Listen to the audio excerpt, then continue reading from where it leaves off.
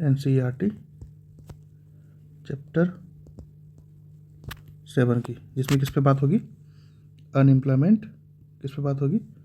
Unemployment and poverty. किसके ऊपर बात होगी? अनएम्प्लॉयमेंट और पॉवर्टी के ऊपर बात होगी। ठीक है, आज के टॉपिक हम लोग क्या क्या कवर करेंगे? पहले कवर करेंगे अनएम्प्लॉयमेंट को, उसके बाद कितने के टाइप के अनएम्प्लॉयमेंट है वो कवर करेंगे, formal versus informal sector, need for unemployment in formal sector, उसके बाद पॉवर्टी और कॉजेज ऑफ पॉवर्टी। ये लगभग आई थिंक 6 टॉपिक है, 6 टॉपिक को डिस्कस करेंगे। पहला टॉपिक है अनएम्प्लॉयमेंट एंड पॉवर्टी। अनएम्प्लॉयमेंट हम किसको बोलते हैं? Unemployment is said to exist when people who are willing to work at going wages can not find job. कहने का मतलब है अनएम्प्लॉयमेंट किसको कहेंगे? अनएम्प्लॉयमेंट उसको कहेंगे या फिर बेरोजगारी उसको कहेंगे कि जो लोग काम करने को इच्छुक है, जिस भी वेज पे काम करना है उस वेज पे काम करने को इच्छुक है, लेकिन क्या है वो उसको जॉब नहीं मिल रहा है, इसलिए उसको क्या बोलेंगे? अनएम्प्लॉयमेंट बोलेंगे। जैसे अभी हम लोग पढ़ाई कर रहे हैं या फिर हम पढ़ा रहे हैं, तो कहने का मतलब है कि हम बेरोजगार नहीं है, हम क्या करें, हमारा काम अभी है क्या? हमारा काम अभी क्या है? पढ़ाई करना। तो अनएम्प्लॉयमेंट वो लोग हैं जो कि क्या कर रहे हैं, वो विलिंग है काम करने को, या फिर वो अपना CV कई जगह पे भेज रखे हैं, या फिर वो अपना डिटेल कई जगह पे भेज रखे हैं, वहाँ पर उनको जॉब नहीं मिल रही। अब कहने का मतलब वो लोग भी, अब मेरा स्किल कुछ और है और अब हम चाहते हैं कि हमें 5 लाख की जॉब मिल जाए, तो वो नहीं मिलेगी। क्यों नहीं मिलेगी? क्योंकि हमारा स्किल 60-70 हज़ार तक की है। तो कहने का मतलब वो भी एक अनएम्प्लॉयमेंट ही हुआ। ठीक है, तो अनएम्प्लॉयमेंट का कहने का मतलब ये है, बेरोजगारी कहने का मतलब ये है कि लोग ढूंढ रहे हैं काम को, लेकिन उनको क्या क्या मिल रहा है? काम नहीं मिल रहा है। उसी को क्या बोलेंगे? अनएम्प्लॉयमेंट बोलेंगे।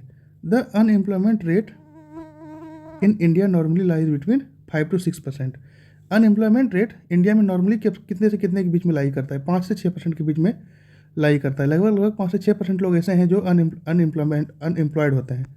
बट कोविड-19 लॉकडाउन के बाद क्या हुआ है? रेट बहुत विगरसली ट्रिमेंडस हाइक किया है। हाइक मीन्स बहुत ज़्यादा रेट बढ़ा है। कैसे? लॉस ऑफ जॉब्स, जॉब का लॉस हो गया बहुत लोगों का ड्यूरिंग द लॉकडाउन के टाइम में क्या है, बहुत सारे लोगों का जॉब लॉस हो गया। The rate of unemployment fails as India is lockdown post covid. Means unemployment क्या हुआ? अनएम्प्लॉयमेंट का अगर हम लोग बात करें तो क्या है, 3 से 4% जुलाई 17 में था, लेकिन क्या हुआ, यही अनएम्प्लॉयमेंट रेट क्या हुआ है, लगभग आपका 2020 के आसपास क्या हुआ है, ये बहुत बढ़ा है। क्यों बढ़ा है? क्योंकि 2020 में क्या आ गया था? कोविड आ गया था, जिसके कारण बहुत सारे लोगों का क्या हुआ? जॉब लॉस हुआ। फिर उसके बाद धीरे धीरे चीज़ें बढ़नी हुई, फिर धीरे धीरे ये बढ़ने हुई, और फिर अभी चीज़ें धीरे धीरे नॉर्मल होने को है। ठीक है, there are 3 sources of data on unemployment in India. अगर हम लोग बात करें अनएम्प्लॉयमेंट इन इंडिया में, तो तीन डाटा से हमें मिलता है कि अनएम्प्लॉयमेंट इंडिया में कितना है। Report of census in India पहला होगा, जो भी सेंसस हो रहा है उसके आधार पे। दूसरा, national statisticals office NSO reports of employment and unemployment situation. Means NSO national statisticals office ये क्या करता है? रिपोर्ट जारी करता है किसके ऊपर? एम्प्लॉयमेंट और अनएम्प्लॉयमेंट सिचुएशन के ऊपर। Annual reports of periodic labour force survey PLFS। Means annual report जारी करता है कौन? लेबर फोर्स सर्वे करने के बाद एनुअल रिपोर्ट जारी होता है। ये दूसरा हो गया। पहला क्या हो गया? पहला हो गया आपका रिपोर्ट ऑफ सेंसस, दूसरा हो गया NSO नेशनल स्टैटिस्टिकल्स ऑफिस, तीसरा क्या हो गया? तीसरा हो गया आपका directorate general of employment and training data of registration with employment exchange. तीसरा क्या हो गया? Directorate general of employment and training data of registration with employment exchange. ठीक है, ये 3 जगह से हमें क्या मिलता है? एक डाटा मिलता है अनएम्प्लॉयमेंट के ऊपर।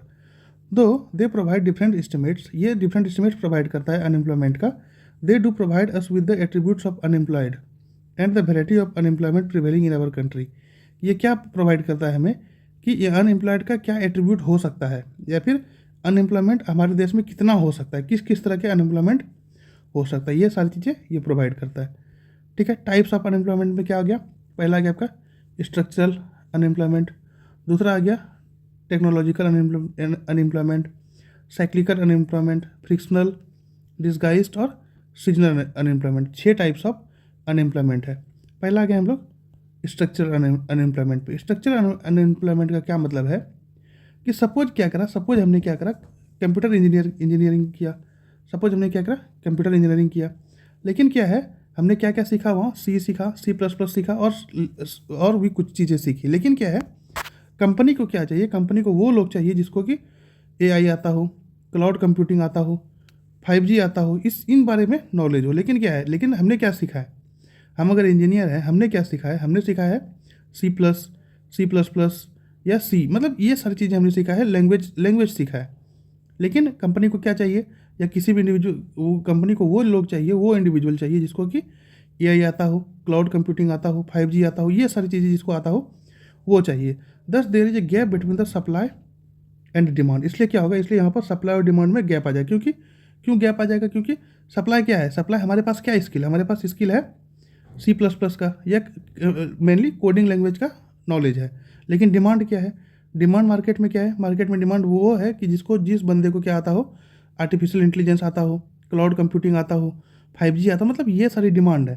तो इसके बीच में क्या होगा, इसके बीच में गैप आ जाएगा, किसके बीच में, सप्लाई और डिमांड के बीच में। ठीक है, the mismatch between skills required by the employer, ये इसको हम लोग ऐसे डिफाइन कर सकते हैं कि मिसमैच हो गया किसके बीच में, जो भी एम्प्लॉयर में स्किल चाहिए and those possessed by the individual, और जो इंडिविजुअल में स्किल है उसी को क्या बोलते हैं, स्किल गैप बोलते हैं। मीन्स जो मार्केट में चाहिए और जो हमारे पास है उन दोनों के बीच में गैप आ गया, उन दोनों के स्किल के बीच में गैप आ गया, उसी को क्या बोल दिए, स्किल गैप बोल दिए। The unemployment cause due to skill gap is structural unemployment, और यही अनएम्प्लॉयमेंट जो स्किल गैप के कारण होता है उसको क्या बोलते हैं, स्ट्रक्चरल अनएम्प्लॉयमेंट बोलते हैं। जो भी अनएम्प्लॉयमेंट स्किल गैप के कारण हुआ उसको क्या बोलते हैं, स्ट्रक्चरल अनएम्प्लॉयमेंट बोलते हैं। ठीक है, उसके बाद देखिए अनएम्प्लॉयमेंट हम लोग देखें, स्किल गैप क्या है, स्किल गैप है हमारे पास है Latin teacher, pencil maker, silent movie expert, telex operator और PhD प्रिंटिंग, ये सारे हमारे पास है। ठीक है, लेकिन हमें जॉब की वैकेंसी क्या क्या निकला हुआ है, आर्टिफिशियल इंटेलिजेंस का, रिसर्चर्स का, B2B tech PR, internet traffic analyser, roboticist, account manager, SQL insight analyst, drones, aeronauticals, shift supervisors, engineers, software, automated, warehouse और प्रोग्रामर, इन सब की ज़रूरत है। लेकिन हमारे पास है क्या क्या, हमारे पास है ये सारे लोग, हमारे पास है ये सारे लोग, ये सारे लोग हैं हमारे पास। और चाहिए हमें क्या, जॉब के लिए क्या वैकेंसी है, ये सारी चीज़ है जॉब की वैकेंसी।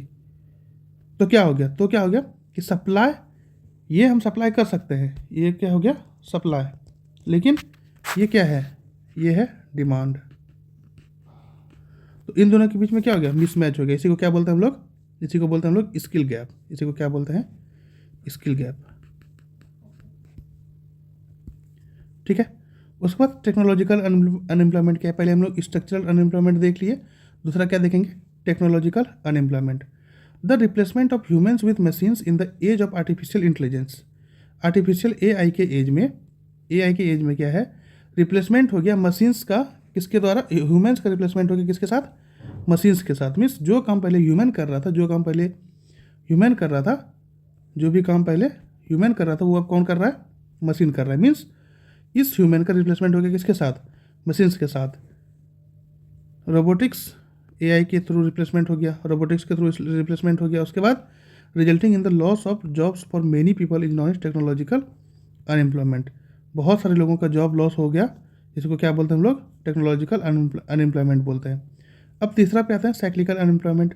साइक्लिकल अनएम्प्लॉयमेंट का क्या मतलब है कि कोई भी चीज़, कोई भी इकोनॉमी क्या होगा, वो स्टेबल नहीं होगा। कोई भी इकोनॉमी क्या है, वो स्टेबिलिटी पे नहीं रहेगा। उस इकोनॉमी में क्या आएगा, उस इकोनॉमी में हो सकता है कभी चढ़ाव आए, कभी उतार आए, कभी हो सकता है बहुत ज़्यादा लॉस हो जाए उस इकोनॉमी को, कभी हो सकता है फिर वो इकोनॉमी ठीक हो, फिर धीरे धीरे कम हो, फिर या ज़्यादा हो। तो ये क्या है, ये हो गया आपका business cycle.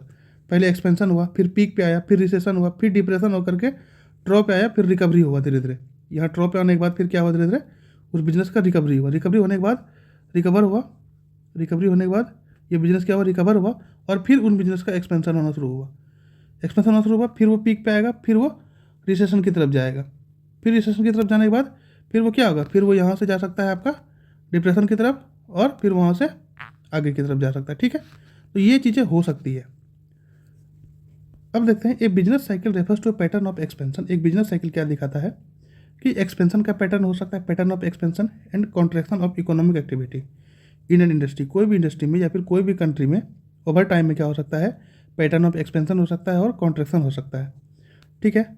Characterised by fluctuations in gross domestic product, जिसके क्यों क्यों वे एक्सपेंशन या कॉन्ट्रैक्शन हो सकता है, क्योंकि जीडीपी का फ्लक्चुएशन हो रहा है, एम्प्लॉयमेंट लेवल का फ्लक्चुएशन हो रहा है एंड अदर इकोनॉमिक इंडिकेटर्स का क्या हो रहा है, फ्लक्चुएशन, और उसके कारण क्या हो रहा है, एक्सपेंशन और कॉन्ट्रैक्शन हो रहा है। Generally the rate of unemployment is lower during the expansions phase. Means कहने का मतलब है अगर इकोनॉमी बहुत बढ़ते बढ़ते फेज में है, इंक्रीजिंग फेज में है, तो वहाँ पर क्या होगा, वहाँ पर बेरोजगारी घटेगी, वहाँ पर लोग क्या होंगे, लोग वहाँ पर लोगों को रोजगार मिलेगा। क्यों रोजगार मिलेगा, क्योंकि लोगों की धीरे धीरे क्या हो रहा है, इकोनॉमी बढ़ रहा है। इकोनॉमी बढ़ने का मतलब बहुत लोग उसमें काम में इंगेज है, तभी तो इकोनॉमी बढ़ रहा है। जैसे ही बिजनेस का cycle of the business cycle whereas unemployment rate increases, बेरोजगारी बढ़ेगा जहाँ पर कॉन्ट्रैक्शन दिखेगा। मीन्स बिजनेस साइकिल में जहाँ पर इकोनॉमी डाउन की तरफ जाएगा वहाँ पर बेरोजगारी बढ़ेगा, और जहाँ पर एक्सपेंशन की तरफ जाएगा, मीन्स जहाँ पर इकोनॉमी बढ़ेगा वहाँ पर क्या होगा, वहाँ पर वो कोई भी कंपनी मान लिया जाए, कोई भी कंपनी है, उस कंपनी में अगर ज़्यादा इनकम हो रहा है, उसमें क्या होगा, उस कंपनी में अगर ज़्यादा इनकम जनरेट हो रहा है तो मतलब क्या है, वहाँ की इकोनॉमी बढ़ रही है। इकोनॉमी बढ़ने का मतलब क्या है कि वहाँ पर जितने भी लेबर हैं वो सारे इंगेज्ड हैं। ठीक है। लेकिन अगर वही डिक्लाइन की तरफ जा रही है या फिर वही लॉस में जा रही है, तो वहाँ पर जितने भी लेबर हैं उनमें से कुछ लेबर का जॉब चला गया है, या फिर क्यों जब जॉब चला गया है तो वहाँ तो वो अनएम्प्लॉयमेंट बढ़ गया ना, मीन्स बेरोजगारी तो वहाँ पर बढ़ गया उस कंपनी में। ठीक है, ये दो सिचुएशन हो गए।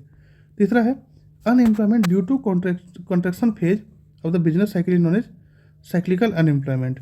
अनएम्प्लॉयमेंट जिसके कारण जबकि कब होता है, कॉन्ट्रैक्शन फेज में होता है, मीन्स इकोनॉमी स्लो डाउन के टाइम पे होता है कॉन्ट्रैक्शन या अनएम्प्लॉयमेंट, उसको क्या बोलते हैं, साइक्लिकल अनएम्प्लॉयमेंट बोलते हैं। टिपिकली मार्क्ड बाय रिसेशन से मार्क कर सकते हैं। This contraction slow economic growth, यही कॉन्ट्रैक्शन क्या करेगा, इकोनॉमिक ग्रोथ को स्लो कर देगा थ्रू आउट द इकोनॉमी, पूरा इकोनॉमी के टाइम पे। एंड एम्प्लॉयमेंट रेट फॉल्स, और एम्प्लॉयमेंट रेट या रोजगारी वाला रेट जो है वो नीचे गिर जाएगा। अब है फ्रिक्शनल अनएम्प्लॉयमेंट। फ्रिक्शनल अनएम्प्लॉयमेंट का क्या मतलब है, फ्रिक्शनल अनएम्प्लॉयमेंट का मतलब है कि जो भी जॉब हमने मान लिया जाए पुराना जॉब छोड़ा और हमें एक नया जॉब ऑफर हुआ, तो इस बीच का जो टाइम गैप है, इसी को बोलते हैं हम लोग क्या, फ्रिक्शनल, इसी को बोलते हैं हम लोग क्या, frictional unemployment.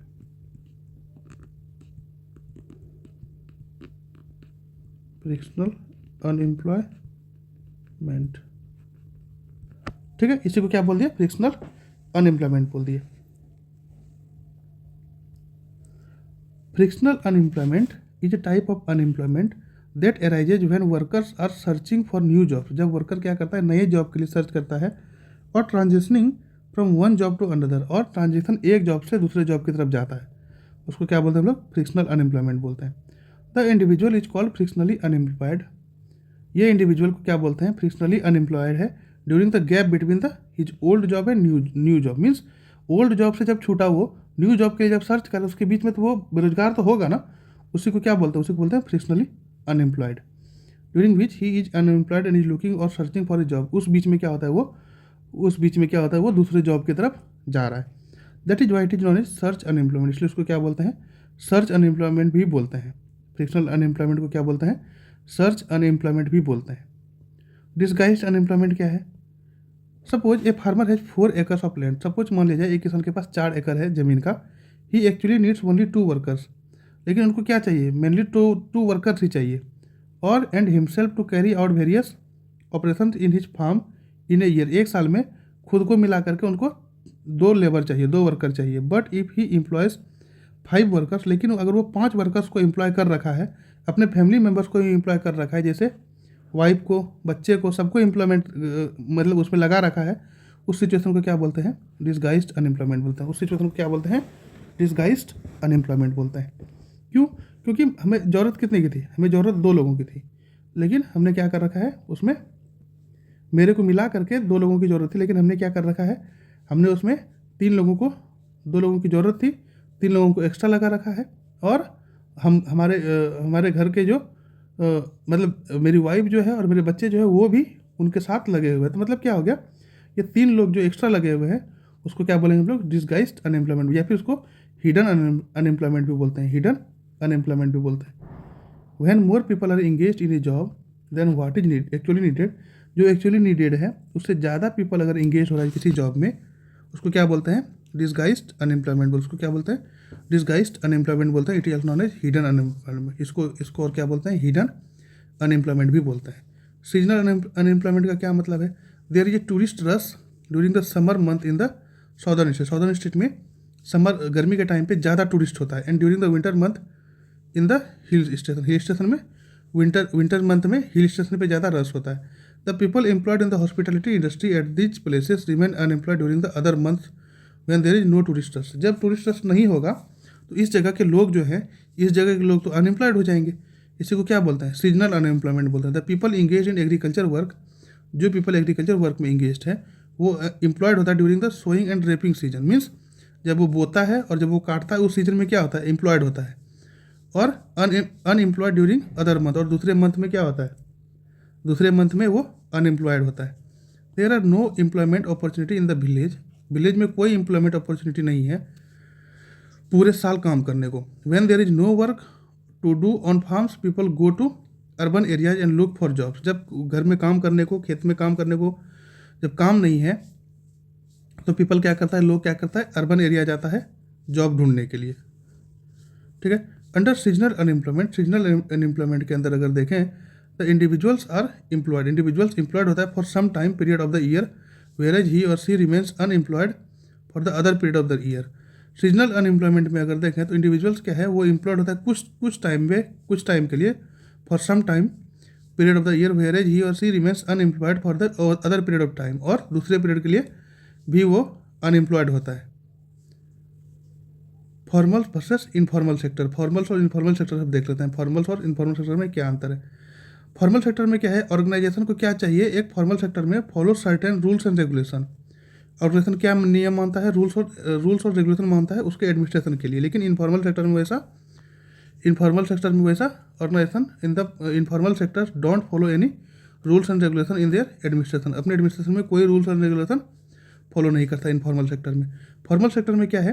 People enjoy certain benefits like social security, higher wages, regular income, job security etc।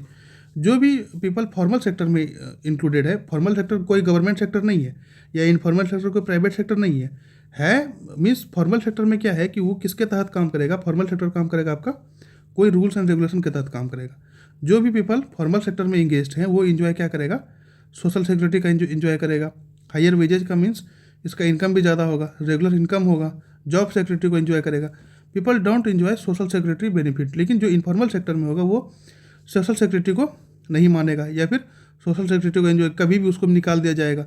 Gate lower wages, कम तनख्वाह मिलता है। हैव नो जॉब सिक्योरिटी, कोई जॉब सिक्योरिटी नहीं है। मीन्स आज अगर काम नहीं है तो आज उनको निकाल दिया गया। Example engineers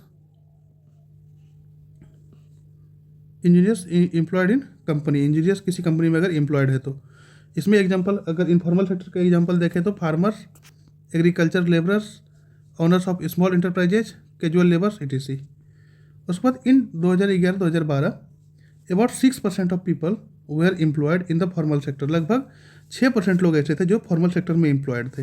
about 20% of formal sectors and 30% of informal sector workers are women. लगभग 20% फॉर्मल सेक्टर में या 30% ऑफ इनफॉर्मल सेक्टर में काम कौन कर रही थी? महिला काम कर रही थी। 20% फॉर्मल सेक्टर में महिला काम कर रही थी और 30% इनफॉर्मल सेक्टर में महिला काम कर रही थी। In 2011-12 about 94% of people were employed in the informal sector. लगभग 94% लोग क्या है? इनफॉर्मल सेक्टर में एम्प्लॉयड है। ठीक है। There is slight difference between the formal and organise sector. Difference है किसके बीच में? फॉर्मल सेक्टर में और ऑर्गेनाइज सेक्टर में डिफरेंस है, स्लाइट डिफरेंस है। इन एन ऑर्गेनाइज सेक्टर में क्या है? The firms of organisation apply all the acts. जो भी ऑर्गेनाइजेशन वो सारा एक्ट को अप्लाई करता है, सारे रूल्स को अप्लाई करता है, रेगुलेशन को अप्लाई करता है जो कि गवर्नमेंट के द्वारा अप्लाई किया गया है, जो कि गवर्नमेंट के द्वारा इंट्रोड्यूस किया गया है। लेकिन फॉर्मल सेक्टर में क्या है? द फर्म्स में apply certain acts and may not apply certain acts of the government.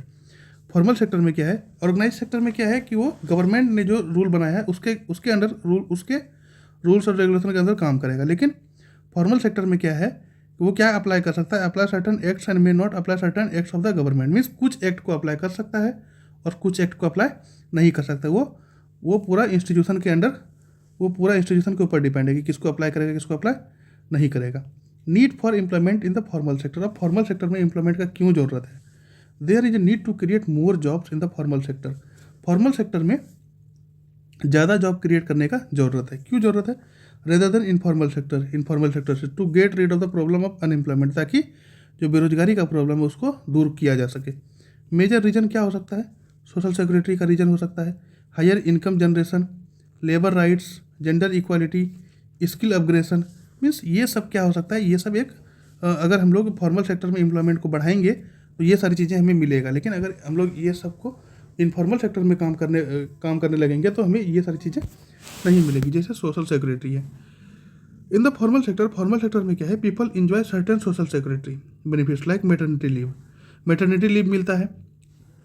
अगर हम फॉर्मल सेक्टर में काम कर रहे हैं, कोई महिला अगर फॉर्मल सेक्टर में काम कर रही है, उससे क्या होगा? उससे मैटरनिटी लीव मिलेगा, लगभग 6 महीने का मैटरनिटी लीव मिलेगा। और उस मैटरनिटी लीव का, उस 6 महीने का उसको पेड लीव है, मीन्स वो उसको उस 6 महीने का पैसे मिलेंगे। Approximately 6 month during pregnancy and childbirth. Pregnancy और चाइल्ड बर्थ के टाइम पे क्या होगा? उसे 6 महीने का मैटरनिटी लीव मिलेगा। हेल्थ बेनिफिट है which are not available in case of informal sector, जो कि इनफॉर्मल सेक्टर में अवेलेबल नहीं है। Higher income generation, the people get higher wages in the case of formal sector as compare to the informal sector. लोगों को क्या मिलेगा? ज़्यादा तनख्वाह मिलेगा फॉर्मल सेक्टर में as compare to informal sector. Thus people are able to have a decent standard of living and able to afford basic health and education। जिसके कारण क्या होगा? लोगों में जैसे हायर वेजेज आना शुरू होगा, जैसे हायर ज़्यादा तनख्वाह आना शुरू होगा, तो लोगों में क्या होगा? स्टैंडर्ड ऑफ लिविंग बढ़ेगा और बेसिक हेल्थ और एजुकेशन को क्या कर पाएगा? वो अफोर्ड कर पाएगा। अब फॉर्मल सेक्टर में काम करने के बाद क्या है? एक लेबर राइट भी आता है। लेबर राइट का क्या मतलब है? इन द फॉर्मल सेक्टर में employed individuals enjoy certain labour rights. Employed individuals क्या इंजॉय करता है? कुछ लेबर राइट को एंजॉय करता है, जैसे granting by the labour law introduce by the government like job security. और ये क्यों अप्लाई होता है? क्योंकि उसको इंट्रोड्यूस किया गया था गवर्नमेंट के द्वारा, जैसे कि job security, forming trade union को बनना, bargaining with employers for better wages को देना। ये सब का क्या काम है? ये लेबर राइट का काम है। जेंडर इक्वालिटी आएगा अगर फॉर्मल सेक्टर में चीज़ें बढ़ेगी तो there are more opportunity for women के लिए अपॉर्चुनिटी बढ़ेगा फॉर्मल सेक्टर में। It is generally seen that females are paid less than males for doing the same work in the informal sector. क्या है? इनफॉर्मल सेक्टर में अगर महिला और पुरुष सेम काम को कर रहा है तो महिला को कम वेजेज मिलता है, कम तनख्वाह मिलता है देन पुरुष के। कहाँ पर? ये इनफॉर्मल सेक्टर में। लेकिन अगर वो फॉर्मल सेक्टर में आए, the males and females get equal wages for the same work done. Male और फीमेल को इक्वल वेजेज मिलता है, इक्वल तनख्वाह मिलता है अगर वो सेम काम कर रहे हैं तो। अब स्किल अपग्रेडेशन है। स्किल अपग्रेडेशन करने का मतलब क्या है? इन द फॉर्मल सेक्टर में क्या है? Employed individuals get training at frequent intervals to upgrade their skill. Means formal sector में क्या होगा? जो भी एम्प्लॉयड इंडिविजुअल्स है उसको ट्रेनिंग दिया जाएगा ताकि अपने स्किल को अपग्रेड कर सके, एंड दस increase their efficiency in the work, ताकि वर्क में, काम में अपनी एफिशिएंसी को बढ़ा सके। This also helps in the improvement of human capital. और ये क्या है? किस में हेल्प करता है? ह्यूमन कैपिटल को इम्प्रूवमेंट में हेल्प करता है। अब हम लोग आ जाते हैं किस टॉपिक पे? पॉवर्टी के टॉपिक पे। अनएम्प्लॉयमेंट तो पढ़ लिया, अब आ जाते हैं पॉवर्टी के टॉपिक पे। Earlier poverty was defined only on the basis of money. पुराने टाइम पे 100 साल पहले क्या था? पॉवर्टी किसके बेसिस पे डिफाइन किया जाता था? सिर्फ पैसे के बेसिस पे डिफाइन किया जाता था। लेकिन और ये क्या है? ये एक सिर्फ अगर पैसे को देखें तो ये क्या है? ये यूनिडायमेंशनल अप्रोच। मीन्स एक ही पर्सपेक्टिव होगा इसको डिफाइन करने को। लेकिन अभी अगर डेफिनेशन देखें, पॉवर्टी क्या इवॉल्व हो गया है? ये मल्टी डायमेंशनल हो गया है। पॉवर्टी का डेफिनेशन क्या हो गया? मल्टी डायमेंशनल हो गया। मल्टी डायमेंशनल में क्या है? Poverty is defined on the basis of money. Poverty money के बेसिस पे तो डिफाइंड होता है, लेकिन उसके अलावा भी बहुत सारे फैक्टर पे, जैसे एसेस टू एजुकेशन के ऊपर, एसेस टू हेल्थ का क्या एसेस है? Lack of opportunity, illiteracy level, lack of general assistance due to malnutrition, lack of access to health care, lack of job opportunity, lack of access to safe drinking water, sanitation etc। इन सारी basis के ऊपर क्या होता है? अभी poverty को define कर सकते हैं। मतलब कभी हम लोग पॉवर्टी को क्या कर सकते हैं? मल्टी डायमेंशनल में क्या कर सकते हैं? डिफाइन कर सकते हैं। Poverty is multidimensional phenomena. Poverty क्या है? मल्टी डायमेंशनल फिनोमिना है where a person lacks the essential resources to meet the basic standard of livings. जहाँ पर क्या हो, जहाँ पर पीपल क्या हो, एसेंशियल रिसोर्स को भी एक बेसिक लिविंग ऑफ स्टैंडर्ड में रहे हो। पॉवर्टी एक मल्टी डायमेंशनल फिनोमेना है जहाँ पर पर्सन क्या होता है, एक एसेंशियल रिसोर्स से भी लैक हो जाता है, मीन्स एक उनको एसेंशियल रिसोर्स भी नहीं मिलता और बेसिक स्टैंडर्ड ऑफ लिविंग भी पूरा नहीं हो पाता। इसी को क्या बोलते हैं, पॉवर्टी बोलते हैं। Poverty means hunger, lack of shelter, clean water and sanitation facility. Poverty का क्या मतलब है, भूख, रहने को छत नहीं है, पीने को साफ पानी नहीं है, सैनिटेशन फैसिलिटी नहीं है, इसी को क्या बोलते हैं हम लोग, पॉवर्टी बोलते हैं। It also means lack of regular job at the minimum decent level. Means lack of regular job भी लोगों के पास नहीं है, ताकि क्या हो सके, उसमें जो भी बेसिक चीज़ें हैं वो उसको भी पूरा कर सके। Above all it means living with a sense of helplessness. इन सबसे ऊपर क्या है कि वो किस में रह रहा है, हेल्पनेसनेस के ऊपर आ रहा है, मीन्स कोई भी उसको हेल्प नहीं कर रहा है, मीन्स अकेला रह रहा है। Poor people are in a situation in which they are illiterated in almost every place.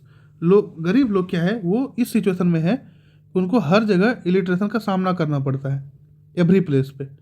Causes of poverty का क्या क्या कारण हो सकता है, एक तो हिस्टोरिकल फैक्ट्स हो गया, दूसरा excessive population growth, income inequality, social factors, low agricultural growth, ये सारे फैक्टर्स हैं जिसके कारण की पॉवर्टी बढ़ रही है। जैसे हिस्टोरिकल फैक्टर्स में क्या है, earlier India was considered as सोने की चिड़िया। पुराने भारत को क्या कहा जाता था, सोने की चिड़िया कहा जाता था। But with the advent of Britishers, लेकिन ब्रिटिशर्स आने के बाद इकोनॉमी बिगड़ना शुरू हो गया। The colonial exploitation of Britishers, जब ब्रिटिशर्स का कॉलोनियल एक्सप्लॉयटेशन होना शुरू हुआ, रिजल्टेड इन डी इंडस्ट्रियलाइजेशन। उसमें क्या हुआ, डी इंडस्ट्रियलाइजेशन होना शुरू हुआ। डी इंडस्ट्रियलाइजेशन का क्या मतलब है कि जो भी ट्रेडिशनल हैंडीक्राफ्ट थे या फिर जो भी टेक्सटाइल्स था, लोकल टेक्सटाइल्स था, वो क्या हो गया, वो धीरे धीरे कम होना शुरू हुआ।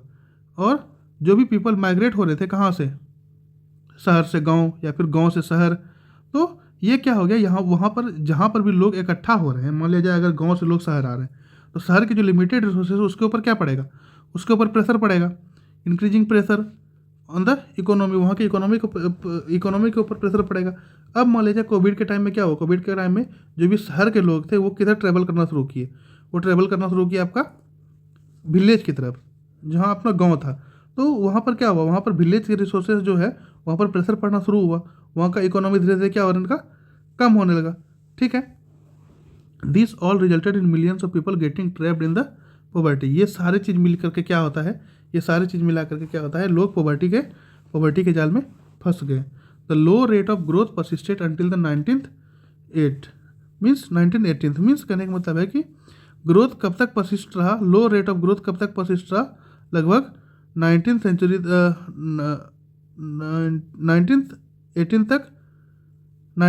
तक क्या हुआ, परसिस्ट रहा। This was accompanied by high growth rate of population. और ये क्या हो सकता है, high growth rate of population के कारण भी पॉवर्टी देखने को मिलता है। The two combined to make the growth rate of per capita income very low. The failure on both fronts, the promotion of economic growth and population control perpetuated the cycle of poverty. में दोनों front को अगर देखा जाए, क्या क्या, promotion of economic growth भी नहीं हुआ, ठीक है, और पॉपुलेशन कंट्रोल भी नहीं हुआ। अगर इन दोनों को मिला करके देखा जाए तो क्या कर सकते हैं हम लोग इस पॉवर्टी के साइकिल से निकल सकते हैं। किन दोनों को, इकोनॉमिक ग्रोथ को इंक्रीज करना है और इसमें पॉपुलेशन को कंट्रोल करना है, तो हमें क्या होगा, पॉवर्टी के साइकिल से निकल सकते हैं। One of the biggest challenges of independent India has been to bring millions of its people out of abject poverty. Means अभी एक बिगेस्ट चैलेंज है इंडिपेंडेंट इंडिया में, स्वतंत्र भारत में कि जो भी मिलियंस ऑफ पीपल्स को क्या करना, उसको पॉवर्टी से बाहर निकालना है। Mahatma Gandhi always insisted that India would be truly independent only when the poorest of its people become free of human suffering. Mahatma Gandhi हमेशा ये बात को इंसिस्ट करते थे कि इंडिया ट्रूली इंडिपेंडेंट होगा कब, जब जो सबसे पुअर लोग हैं, जो सबसे पुअरेस्ट लोग हैं, वो क्या बन जाएगा, ह्यूमन सफरिंग से फ्री हो जाएगा, मीन्स वो सफ़र नहीं करेगा। उस टाइम पे इंडिया क्या होगा, असल में आज़ाद होगा या इंडिपेंडेंट होगा। एक्सेसिव पॉपुलेशन ग्रोथ भी बहुत एक्सेसिव हो गया। The population of India today stand approximately 140 crore. अभी के टाइम पे पॉपुलेशन ऑफ इंडिया कितना है, 140 crore. Increasing the burden of limited natural resources, जिसके कारण क्या हो रहा है, हमारे देश में क्या हो रहा है, जो भी लिमिटेड नेचुरल रिसोर्सेज उसके ऊपर बर्डन बढ़ रहा है। This has led to the increasing problem of unemployment, और यही क्या कर रहा है, अनएम्प्लॉयमेंट के प्रॉब्लम को भी क्या कर रहा है, इंक्रीज कर रहा है. Example, the city of Bengaluru was created a equip approximately 10 lakh people, but today more than 1 crore people are living in the city, leading to the problem of traffic congestion on the road. मान लिया जाए, अगर बंगलुरु का example है, बंगलुरु में क्या है, जिस टाइम में उसको एक एग्जांपल लेकर के चलते हैं, जिस टाइम में बंगलुरु शहर को बनाया गया था उस टाइम पे लगभग 10 लाख लोग रह सकते हैं, लेकिन अभी के टाइम पे क्या है, वहाँ पर 1 करोड़ 10 लाख लोग रह रहे हैं. तो इसके कारण क्या हो रहा है, वहाँ पर ट्रैफिक कंजेशन बहुत है रोड पे. ठीक है, उसके बाद आते हैं हम लोग इनकम इनइक्वालिटी पे.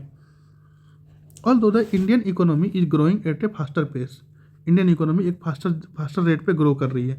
The gap between the rich and the poor is widening.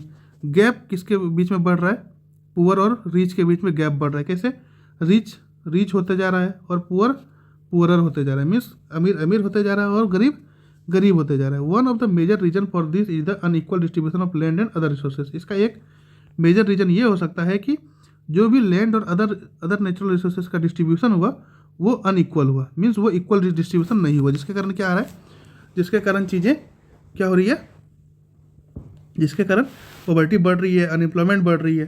ठीक है, major policy initiative like land reforms which aimed at the redistribution of asset in rural area have not been implemented properly and effectively by most of the state government. Means क्या है, एक major policy initiative लिया गया है जैसे land reform, जिसमें कि क्या है, रीडिस्ट्रीब्यूशन ऑफ एसेट, जिसके पास ज़्यादा है उसको रीडिस्ट्रीब्यूट कर देना है गरीबों में. रूरल एरिया में ये have not been implemented, rural area में ये इम्प्लीमेंटेड नहीं हुआ है properly and effectively by most of the state government के द्वारा ये रूरल एरिया में नहीं किया गया है. Proper implementation of the policy, अगर इस पॉलिसी का प्रॉपर इम्प्लीमेंटेशन होगा, could have improved the lives of millions of rural poor. अगर ये प्रॉपर इम्प्लीमेंट होगा कहाँ, रूरल एरिया में, तो वहाँ मिलियंस ऑफ लाइफ क्या हो जाएगा, इम्प्रूव हो जाएगा, सुधर जाएगा. सोशल फैक्टर में क्या है, a society fighting on the basis of religions, caste. एक सोसाइटी किसके ऊपर फाइट कर रही है, धर्म के, जाति के ऊपर फाइट कर रही है. Would regress a compare to a society where people are living harmoniously. ये क्या करेगा, अगर कोई फाइट कर रहा है तो वो जल्दी डिक्लाइन करेगा, लेकिन जो पीपल हार्मोनियसली के साथ रह रहा है वहाँ पर क्या होगा, वहाँ पर वो कंपेयर टू उसके किसके कंपेयर में, जो लड़ाई कर रहा है उसके कंपेयर में उस सोसाइटी में ज़्यादा हार्मोनियस चीज़ें आएंगी. A society facing the problem of law and order would naturally have an increased unemployment rate due to lack of investment opportunity. अगर कोई सोसाइटी फेस कर रहा है क्या, लॉ और ऑर्डर को फेस कर रहा है, तो इसका मतलब क्या है, नेचुरली वहाँ पर क्या होगा, अनएम्प्लॉयमेंट इंक्रीज होगा, अनएम्प्लॉयमेंट रेट इंक्रीज होगा due to lack of investment opportunity. क्यों, क्योंकि वहाँ पर इन्वेस्टमेंट अपॉर्चुनिटी नहीं है. उसके बाद है low agricultural growth. Although the green revolution has increased food production in India. Green revolution जो हुआ उसने क्या करा, उसने फूड प्रोडक्शन को इंक्रीज कर दिया and made it self sufficient economy, और क्या बना दिया, सेल्फ सफिशिएंट इकोनॉमी बना दिया. There were disparities in its impact across India and across different types of farmers. वहाँ पर डिस्पैरिटी बढ़ गया, किसके बीच में, इंडिया के ऊपर इम्पैक्ट पड़ा और डिफरेंट टाइप्स ऑफ फार्मर्स के ऊपर भी इम्पैक्ट पड़ा. इसमें इसके कारण क्या हो गया, डिस्पैरिटीज बढ़ गया. It has benefited to the big farmers. ये बिग फार्मर्स को बेनिफिटेड हो गया as compare to the small farmers के अलावा बिग फार्मर्स को बड़े किसान को फ़ायदा हो गया. Small farmers needed money. Small farmers को क्या चाहिए, मनी चाहिए एग्रीकल्चर लैंड को बाय करने के लिए, लाइक एग्रीकल्चर करने के लिए, लाइक सीड्स को खरीदने के लिए, फर्टिलाइजर खरीदने के लिए, पेस्टिसाइड खरीदने के लिए उसको क्या चाहिए, मनी चाहिए. Since poor people hardly have any saving, इसलिए पुअर पीपल के पास बहुत मुश्किल से कोई सेविंग होता है. वो क्या करता है, पैसा लिया, मीन्स बोरो किया, unable to repay because of poverty के कारण वो रिपे नहीं कर पाया. They become victims of indebtedness, और वो कर्जदार हो जाता है, मीन्स वो क्या उसके ऊपर कर्ज आ जाता है. So the high level of indebtedness is both the cause and effects of poverty. So इसलिए क्या है, हाई लेवल ऑफ कर्जदारी, अगर हाई लेवल ऑफ कर्जदारी है, ये दोनों ये क्या करेगा, both the cause and effects of poverty, और यही क्या करता है, पॉवर्टी को इफेक्ट करता है.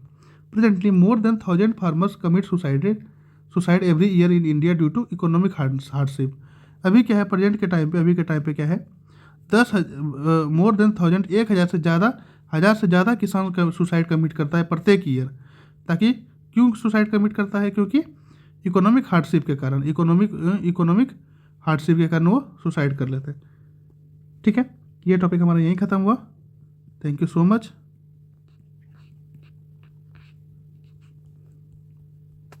टेक केयर, जय हिंद जय भारत, बाय। नेक्स्ट लेक्चर हम लोग पढ़ेंगे चैप्टर 8।